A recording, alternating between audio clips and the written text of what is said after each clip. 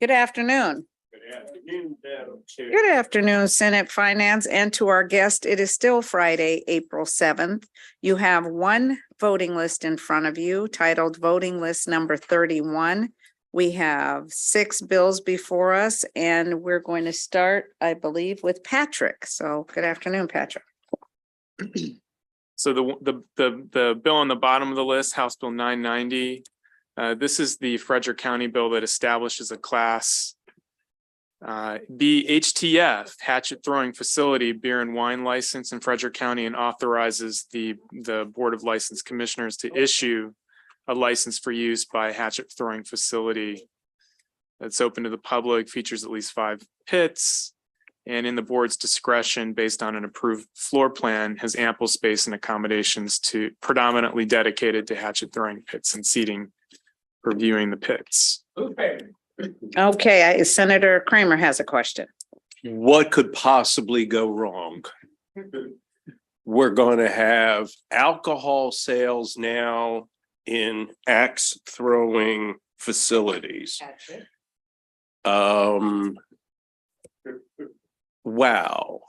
So the facilities themselves can't stand on their own and be successful, so that now we have to throw alcohol into the mix to ensure their success. And who amongst us wants to be the one when an axe ends up somewhere that it was never intended to be because the axe thrower was there drinking and we cast the vote? I mean, I heard a motion. I am not going to be casting a green vote for alcohol and axe throwing. So thank you, Madam Chair. Noted. Thank you, Senator. We'll go to Senator Reedy. So speaking as a member of the Frederick County delegation, this local bill, there's a couple things you need to understand. Number one, these are already BYOB facilities, and there's many of them operating in the state. Not many, but there's at least 3 or 4 operating in the state. So they're already BYOB. I think it would be better to have alcohol sales that are regulated. It's just beer and wine, so that the place can say you can have beer and wine. They're not going to let somebody get drunk there while they're doing that. Number 2, this is not like you walk in and start throwing hatchets. It's a very organized, regulated environment. Because no, I mean, I've been to ones out of state, but the ones in Maryland that are similar to the ones I'm going to, because I did a little research on this. You have a guide. Every stall has a guide. There's like, you're throwing a hatchet at a target. There's not wild things going on. It's organized. It's very organized. These places are not idiots. They have a business. They don't want to get sued by somebody getting hurt. So you sign a waiver. There's waivers you sign. There's a whole bunch. It's a whole process to do this. So this is a local business, and in the interest of full disclosure, I have no connection. I've never been there to this one. I've only been to one of these one time. It's a great kind of like team building type thing. So anyway, that you can take people to. So I think, look, we have a lot of these kind of odd things where we allow for beer and wine licenses. And I don't necessarily like the way our alcohol laws are in the state, but this is how they are. And so right now, what you have is if you have facilities, there's one in Allegheny County, I believe. There's one in Frederick County. There's obviously one in Harford County that was, here. They're BYOB. So I'd rather have it where they have to buy the beer and wine there while they're enjoying themselves, as opposed to being a little more unregulated. So I'm just asking for local courtesy to move this bill forward. Noted. We'll go to Senator Guile, then Senator Lamb, and then back to Senator Kramer. Thank you, Madam Chair. I think during the course of at least one of these hatchet throwing alcohol bills, there were some reassurances, and perhaps even like what Senator Reedy was just saying now, that, oh, they're safe. But I mean, do we know if there's any sort of like regulations in place on hatchet throwing facilities as far as like, what kind of safety, like even if we give them this liquor license, can they drink while they're in the pit, or do they have to be by the bar, or are we presuming that there's, yeah. I mean, not in the bill. Yeah. What it says is That's fine if you don't, if it's right. Is a prerequisite.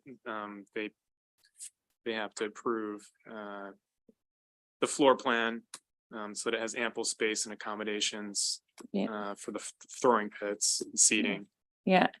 Thank you. I mean, I would second Senator Kramer's thoughts on this. I just feel like I'd like all adults to be adults and assume that they're doing this activity safely. And I get that probably people could do this at home and throw hatchets and drink, but I just don't, it's a big thing in the military. I know there's a lot of guys that do, but I just don't think that this is a good path to go down. So thank you, Madam Chair. Thank you, Senator Lamb. Thank you, Madam Chair. I'm just concerned that this is a slippery slope to more risky type of facilities where there's greater risk of injury, also offering alcohol. And it's not hard to envision if we were to pass this, that somebody that maybe has an archery facility would want to come by, or they're shooting ducks out of a cannon and would want to apply for or having machine guns shot at a facility that may want to also have, alcohol as well. That, it opens the door to, I think some concern there that we could see other facilities also asking for similar licenses. Noted. Senator Kramer, since Senator Mounts and Senator Klausmeyer have not been heard on this, you mind if I go there first and then come back to those that have spoken? All right. Senator Mounts. Well, thank you, Chair and colleagues. I didn't know I was going to be talking about this, but first, ducks are only shot out of a cannon by the Department of Natural Resources and the Wild Turkey Federation. So I know there was testimony on the Senate floor that people were doing that for sport, but the reality is that they're used by conservation groups. And it's important. I just would encourage everybody to remember that every business operates under the veil of liability. And just because they have a license to do something doesn't mean that there's no responsibility and there's no guardrails. They are going to have to, these businesses, they're going to have lines of insurance. They're going to have to qualify for insurance to be able to operate. There's a huge onus of responsibility on the businesses. And then I just bring up one other point in that, there's a judgment on axe throwing. It's just seems like I can't believe axe throwing, right? Well, you really have to try it before you could necessarily judge it, at that. And I just would caution everybody to take a step back, don't react, think about it a little bit. And just, this is an opportunity. It's been in existence. It's been successful. It hasn't been a problem. Certainly if there is, there would be quick action. But I think the proof is in the track record, and the track record has shown that there has been no problem, that it's been popular. In fact, our former Governor Hogan, was so proud to visit one of these places. He posted it on Facebook and was, I guess he was the king of Mountain Maryland for a day because he had done this. And I just think that to assume because it's an axe and to react because of the axe and not actually doing it, I think it just would behoove everybody just to consider that there is a different perspective until you've tried it. So thank you. Thank you. We're going to go to the vice chair, then back to Senator Kramer, and then back to Senator Reedy. First of all, I agree with Senator Mounts. Second of all, if you go into a bar, many bars, you have to watch out when they're playing darts. That to me is even worse because there's no walls in between. And third of all, I think, it has become a sport. They have it as sports on TV and competitions and everything. Not quite as subtle as cornhole, but I think it's a good bill. And fourth of all, if you can take your own liquor, what's the difference? It just helps out the company who has the hatchet throwing. So thank you. Thank you. Back to Senator Kramer. Thank you, Madam Chair. And first of all, I'm a little concerned to hear that you can be bringing your own alcohol. That sounds like maybe it's the legislation that we should be looking at to prohibit bringing your own alcohol to axe throwing. I appreciate the commentary that this is becoming a very popular sport. That's great. Target shooting is a very popular sport as well that is very successful. But do we then say, just by virtue of the fact it's a popular sport, do we overlook at what might be an inherent danger with a popular sport, just as I suspect we would not have at competitive shooting events or even at the neighborhood firearms range, alcohol sales? I would hope that bring your own bottles not available at a local firearms range. I think it's great if people are enjoying this as a hobby, as a sport, as activity, that is great. But it seems to me we have a responsibility to look at the issue, and I realize it's local. I will share with you that there's a number of local alcohol bills that have come through this legislature that I have voted against just based on the policy. And that's what this is. It's a policy decision. It's not just that it's local courtesy. I have voted against them in Montgomery County. I have voted against them in other jurisdictions based on the policy piece of it. So I would still, say that I think as a policy matter, it's great. I'm glad people are enjoying this. Hopefully it stands in its own right as a successful enterprise without the need to be bringing alcohol in to, make it successful if it is struggling. And that, it's a policy decision. So thank you, Madam Chair. Senator Reedy. Just to follow up. We have in Annapolis, there's Chillaxes, that's BYOB. They are in the process, they say, of getting their license for beer and wine. I guess this may be the process. There is Baltimore Axe Throwing in, I believe, Baltimore County on North Haven Street. They have they're a licensed venue serving beer and wine. It's in the city. There is a Hagerstown, I've looked up one from Hagerstown that is BYOB. I could look up others. Most of them are BYOB. And that's this. We're not getting it. We're talking about something you throw at a target. So I mean, I moved the bill. I guess we can see where the vote goes. It's a local delegation bill. I understand. I voted against delegation bills too, but I think that this is something where there's no way you're going to be able to. You can't. Oh, push your button. I'll second it. Yeah.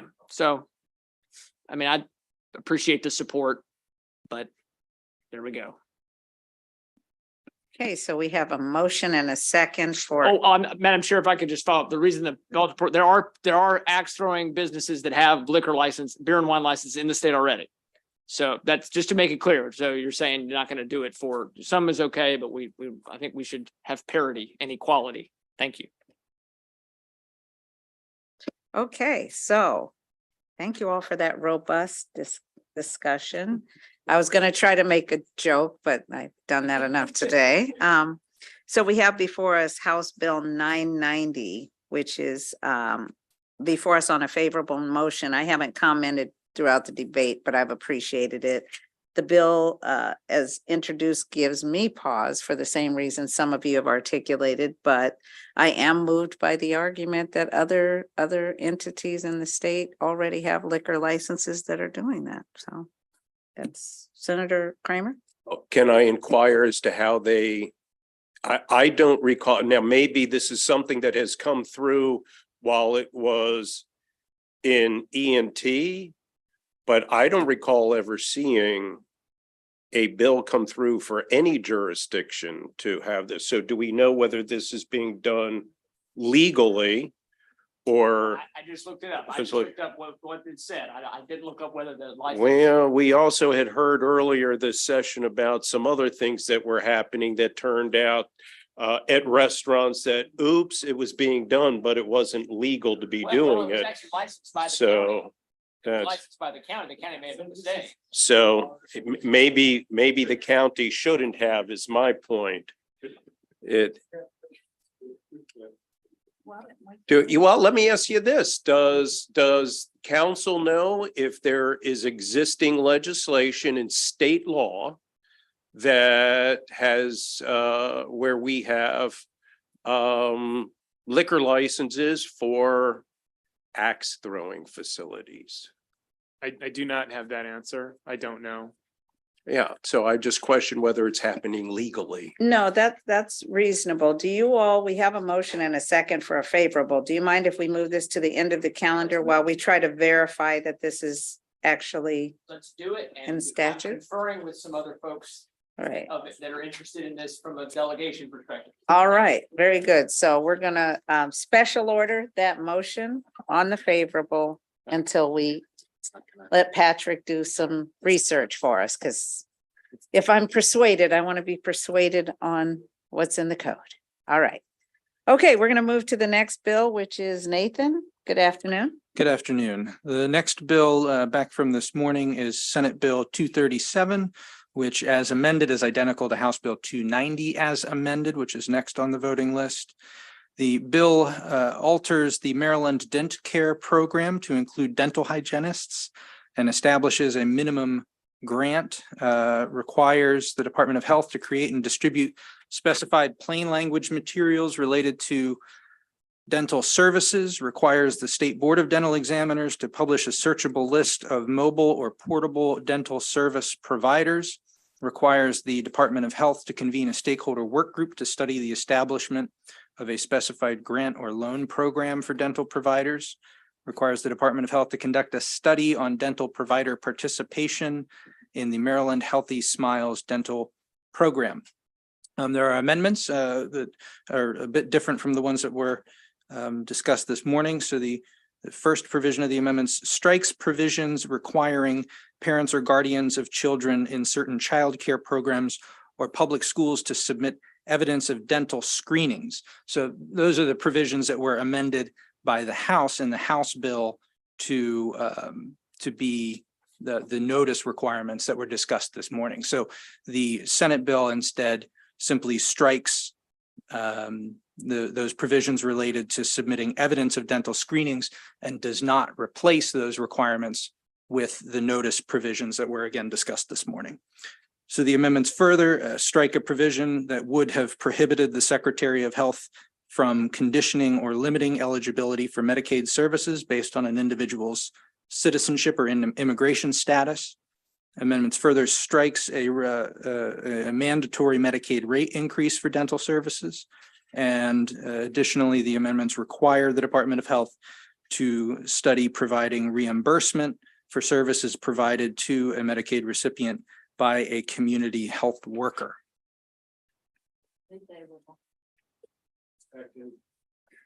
Okay, I have a motion and a second for a favorable on Senate Bill 237 as amended before us. Senator Beidle.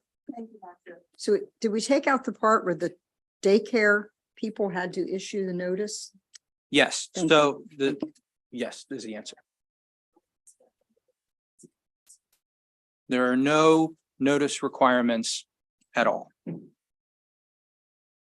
Okay, we have before us a motion and a second on a favorable on Senate Bill 237 as amended and re-amended. Seeing no further questions, all those in favor of that motion, raise your hand. 1, 2, 3, 4, 5, 6, 7, 8. Those opposed, raise your hand. Okay. That's 8 for, none against. That bill receives a favorable report. Next bill. Next bill is House Bill 290, which as amended is identical to Senate Bill 237. Have a motion and a second. Senator Lamb? You were not counted on the last one. Did you want to be? Yes. Okay, thank you, because there was, yeah, and I looked at you and you kind of nodded, so I was like, okay, I counted, okay. All right, so we have before us House Bill 290 as amended in the same posture as Senate Bill 237. Seeing no questions, all those in favor of the favorable, raise your hand. That is 9 favorable. Seeing no opposition, that bill receives a unanimous report and will use the vote for both bills are the same. Thank you. Thank you, Nathan. David, good afternoon. Okay, House Bill 321. It involves the Tobacco Restitution Fund, which I actually worked on back in the late 90s. It establishes a separate account in the Cigarette Restitution Fund to consist of payments received by the state from any judgment, settlement, penalty, offer, or compromise, or any other enforcement action related to the sale and marketing of electronic smoking devices. Distributions from this separate account may be used to supplement general fund appropriations for programs that aim to reduce the use of tobacco products by individuals younger than the age of 21. There was a settlement that the state of Maryland participated in with Juul, and there's a lot of money out there that will be coming in, although it's not determined how much will be coming to Maryland yet, but this creates a vehicle for those funds to be deposited in and specifies their uses.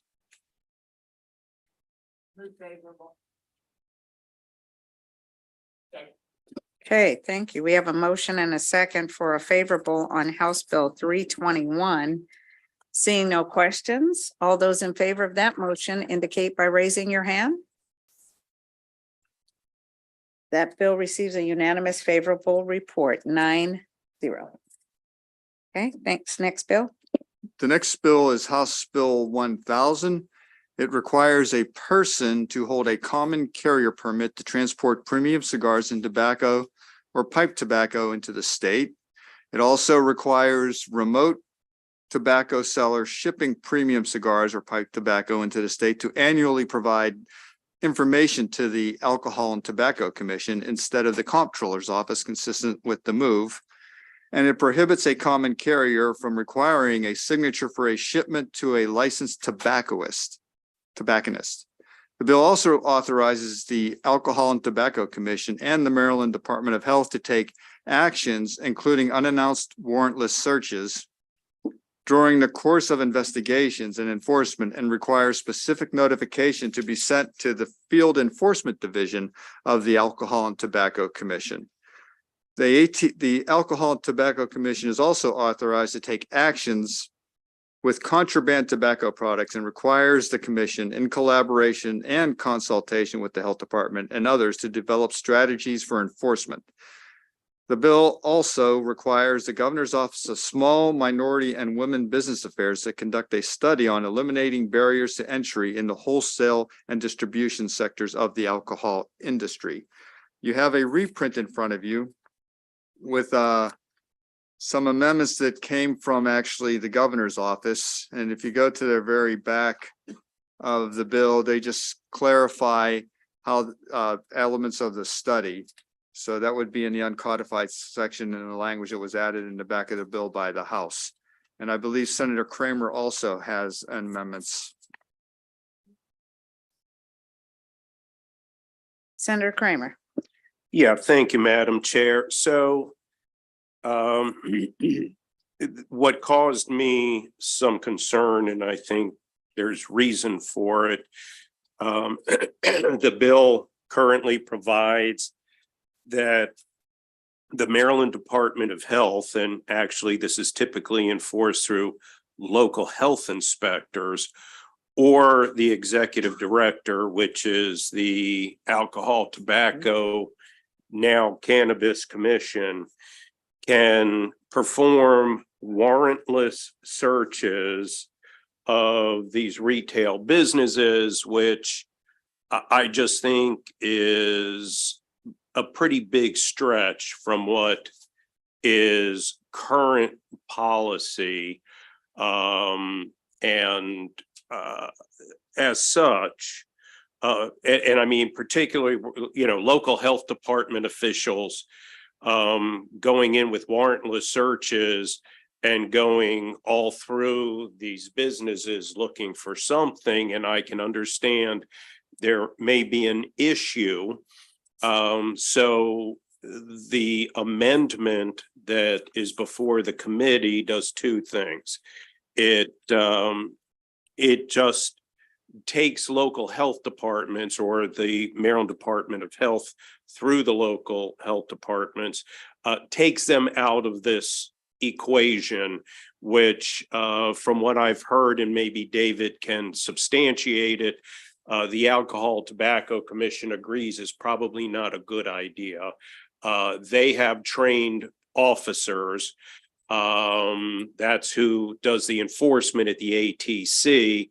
And so I think they get it with regard to, you don't want just local health department people being able to do this, but it also provides simply that they can conduct this kind of warrantless search if there is probable cause to believe that there is a violation, so that they just can't randomly go in and start tearing the place apart looking for something. If there's probable cause for them to believe that there's a violation, and as it was explained to me from the executive director, they had a problem with a retailer who had gotten in some cigarettes that were not, I believe, properly stamped. And we've got, I think, folks here from the commission. And sure, yeah, I would welcome that. Yeah, please come quickly, I because would we have welcome their participating. we do have a hard stop. We were told to be on the floor on time, Okay. but I was just saying, I would love to hear. And I think, so my point is, I think this would give them the leeway they need and also still provide what I think is some constitutional protection for the business owner. So with that, I'm happy to please.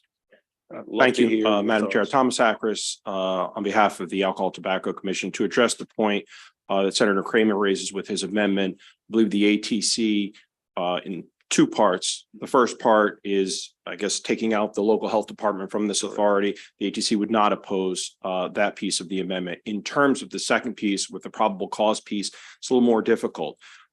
First, we're talking about searches, and what we tried to do is take these searches and seizure power that lies with alcohol, which is in alcohol article 62-202, which allows members of the ATC and local inspectors in local jurisdictions to search locations without a warrant for any kind of alcohol. As long as it's on the licensed premise, you are a licensed establishment, any inspector or officer can search anywhere on the premises. So what we wanted to do is take that authority and apply it to tobacco, where we see thousands and thousands of violations when it comes to contraband product. Contraband product brought into Maryland, purchased from Virginia or purchased from Pennsylvania, where when we see something on the shelves, for instance, we saw something in Prince George's County just about a month ago, went to seven locations in Prince George's County, operated by one operator, cleared out the shelves. But because we didn't have a warrant, we couldn't go, or we didn't have a warrant time, we couldn't go in the back room. When we asked to go to the back room, it was 2 days later when we went to that establishment, they were all stockpiled with cigarettes again. And it's because when we see this kind of contraband product, we want to be able to act on it, ask, can we go into the back room? And we find, well, as we do a lot, stamped product from another state, contraband product that goes on the shelves. And what this would do is it allow us to address those issues when we're talking about cigarettes, other tobacco products, and ESDs. And this is something that in Pennsylvania, in West Virginia, in New Jersey, they're allowed to do. And in terms of the probable cause piece, Senator, I'm going to let my colleague address why that becomes problematic. Sure. So it brings back to alcohol. When we inspect the licensed premises, we can inspect essentially anywhere alcohol is being stored. And it's important for us to be able to trace where things come from, track the invoices, see this has been distributed property. Cigarettes, it works much the same way. Those boxes of cigarettes have stamps on them that prove the tax has been paid. And we have to be able to look at the size of the boxes and see those stamps. And we have to be in the place to do that. To develop probable cause, essentially would be the same thing we'd have to do if we got a warrant, and it would require an investigation and extra steps to establish that there's some kind of crime. What we want to do is be able to see the products that are for sale and stored there to be sold. We would not be with that authority able to search anywhere that these products aren't stored. We wouldn't be able to search people's physical person or their cars or a residential area that is, attached to the store, but only the licensed premise that's got a cigarette license. And so we want to act just as we do with alcohol to inspect it fully. So are you if I'm sorry, so are you indicating that at the present time, if it's a licensed facility, you can only go into what piece of the store? In other words, go ahead. May I please. address the question? Yeah. No. So we can go just into where customers can go. So if, for instance, if they say, can't go to the storage room, can't go to the office, can't go there. So we can be where the members of the public can be. We ask, can we go to the storeroom? Can we go to your office? They can say no. So we are in that position. When it comes to an alcoholic beverage license, very different. We have that broad search of power and authority. And again, I think it was 6-202. That's where it's found in the alcoholic beverages article. And your assertion is that and there is a difference between probable cause and having to get a warrant. Sure. Clearly, you will acknowledge that. Mhm. That at least then there is some established reason for you all to believe that there is a violation that you can articulate and therefore be able to now go into the storage room. And you believe that that is a bridge too far in? I would believe so, yes. Just in terms of, we're not talking reasonable articulable suspicion. We're not, which is a lower threshold. We're talking about probable cause, which is a higher threshold. And I think that if that's something that's not applied to alcohol first, but secondly, if it's applied to cigarettes, it creates a little bit more confusion because currently there's automatically an exception in this bill for premium cigars and pipe tobacco. That cannot be seized as a result of the warrantless search. And that was something that was worked out with the Premium Cigar and Pipe Tobacco Retailers Association because there was a specific product, specifically cigars. If we take the cigars, if they not properly spoil. maintained. Correct. That's exactly right. Yes. And you're saying that is out, this aspect of premium cigar. That was an exception that Chair Wilson wanted us to work with members of of the Economic Matters Committee and the Premium Cigar Retail Association to address. All right, I'm finished. Thank you. Thank Madam you. Chair. So I have Senator Lamb, Senator Ellis, Senator Beidle, Senator Mounts. Thank you, Madam Chair. Part of what I was going to ask about was, I think, already identified as part of the probable cause piece. That's usually, I think, reserved for in instances where there's a warrant required, and it seems to set, the very high bar. And I think for the concerns that you had earlier and already voiced, I was just questioning who would be the one that would be determining the probable cause. Normally, you bring a warrant to a judge, right? This one would be citing probable cause without a warrant. So it's a little gray. So we Right. would have, pardon me, may I address the question? It's more gray. We have an officer in the field. Of course, an officer in the field can make a determination, just if probable cause, whether to meet that standard in terms of if a crime is occurring.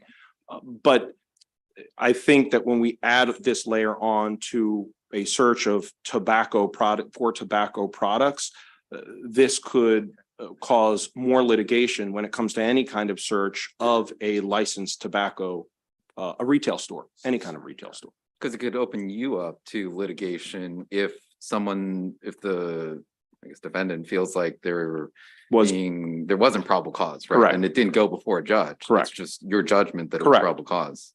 Correct. Colleagues, can I ask a favor? And I hate to interrupt in the middle of this question and answer, but I'm afraid we're going to have to run back over to the Senate chamber. We're due that 4:30. I'm advised by counsel, we have another bill that is fairly simple and straightforward. I wonder if you all don't mind if we could take this bill up, go do the session as we've been instructed by the president, and leave this on our voting list for the next time we come back together, which may be today. Is that okay? Thank you all for that courtesy. David, thanks Okay. for bringing that one up first. Yeah, well, Just kidding. follow the numerical order. Yeah. So the last bill on the list is House Bill 1165.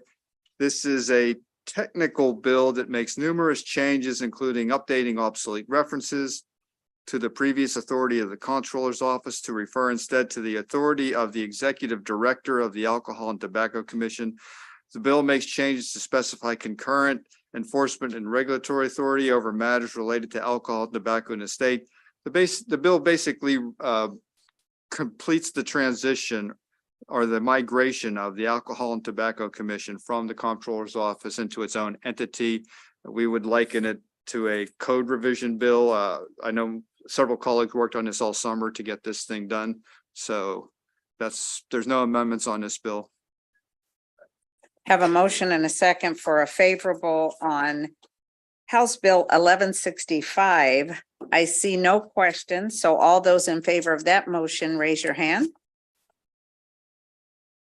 Seeing no opposition, that bill receives a unanimous favorable report with 9 votes. Okay, so what we're going to do is pause right now, and I apologize to those that are still on the question list. I'll get back to you when we reconvene, and we have before us the senator's amendment. So please keep your items here so that when we get back together, we can pick up where we left off with Senator Lamb. See you shortly.